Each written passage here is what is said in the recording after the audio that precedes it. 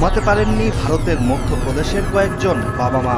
কারণ ছিল সন্তানের হালকা সর্দি কাশি, তারপর অজানা জ্বর, সাথে দুর্বলতাও। এরপর একদিন হঠাৎ করেই শিশুদের মধ্যে দেখা দেয় ঘন হলুদ প্রস্রাব আর অচেতন হয়ে পড়ার লক্ষণ। স্থানীয় ডাক্তাররা শুরুতে এটিকে ভাইরাল ইনফেকশন বলে জানান। আবার অনেকেই ধারণা করেন খাবারের সমস্যা এটি, কিন্তু কোনো চিকিৎসাই কাজ হচ্ছিল না।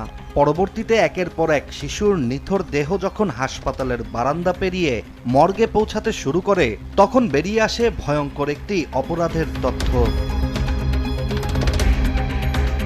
ভারতের মধ্যপ্রদেশের ছিন্দওয়ারা জেলা। সেপ্টেম্বরের শুরুতে কয়েকটি শিশুর রহস্যজনক মৃত্যু স্থানীয় স্বাস্থ্যকর্মীদের চমকে দেয়। প্রথম ধারণা ছিল পানি দূষণ, ভাইরাস কিংবা অন্য কোনো স্থানীয় সংক্রমণ হয়তো দায়ী, কিন্তু প্রকৃত সত্য বেরিয়ে আসে একাধিক শিশুর মৃত্যুর পর।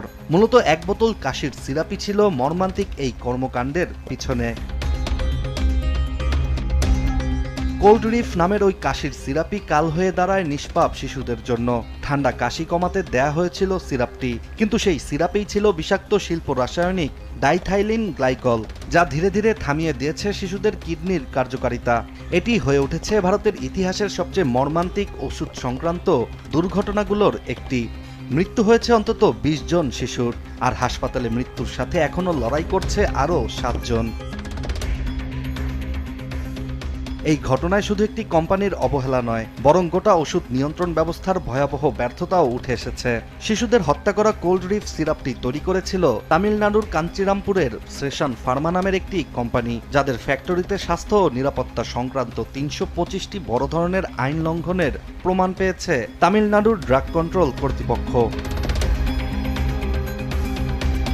তবে সবচেয়ে অবাক করার বিষয়টি হচ্ছে কোম্পানিটিতে কোনো প্রকার পরীক্ষাগার ছিল না লাইসেন্স অনুযায়ী প্রস্তুতকারকের তালিকায় নাম, অথচ সেখান থেকেই বেরিয়ে আসছিল বিপজ্জনক কফ সিরাপ, যা প্রতিনিয়ত সেবন করানো হচ্ছিল নিরীহ শিশুদের।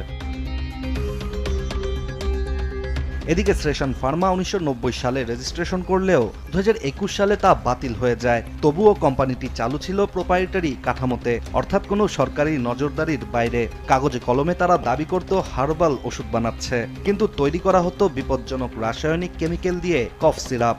এখন প্রশ্ন উঠছে, কেন এত বড় বিপর্যয় আগেভাগে ধরা পড়েনি? কেন শুধু মৃত্যুর পরপরই প্রশাসনের টনক নড়ল? ছিন্দওয়ারায় যখন ১০ শিশুর মৃত্যু হয়ে গিয়েছিল, তখনও সন্দেহভাজন কাশির সিরাপের নমুনা পরীক্ষা করা হয়নি জরুরি ভিত্তিতে। সাধারণ ডাকযোগে কোনো নিরাপত্তা ছাড়াই পাঠানো হয় ভোপাল। ওই যাত্রা শেষ হতে সময় লাগে ৩ দিন। ততদিনে মৃত্যু বাড়তে থাকে। এরপর সিরাপ নিষিদ্ধ করা হয় অনেক দেরিতে, যখন মৃত্যুর সংখ্যা ২০ ছাড়িয়ে যায়। এদিকে ভারতের সিরাপ কাণ্ড নিয়ে বিতর্কের তৈরি করেন রাজ্যের স্বাস্থ্যমন্ত্রী রাজেন্দ্র শুল্কাও। তিনি ২ দফায় প্রকাশ্যেই ঘোষণা দেন সিরাপটি নিরাপদ, অথচ তখন পর্যন্ত পরীক্ষার প্রকৃত রিপোর্টও প্রকাশিত হয়নি।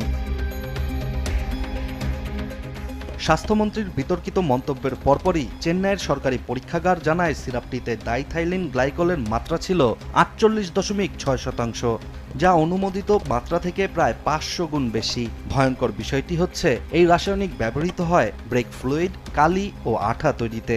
ফলে মানবদেহে এটি কিডনি ও স্নায়ুতন্ত্র ধ্বংস করে দিতে শুরু করে দ্রুত। ভারতীয় গণমাধ্যম এনডিটিভির একটি প্রতিবেদন অনুযায়ী শুধু মধ্যপ্রদেশেই নয়, সিরাপ রূপে এই বিষ ছড়িয়েছে আরও একাধিক রাজ্যে। রাজস্থানেও একই উপাদানযুক্ত সিরাপ খেয়ে মৃত্যুবরণ করেছে ২ শিশু।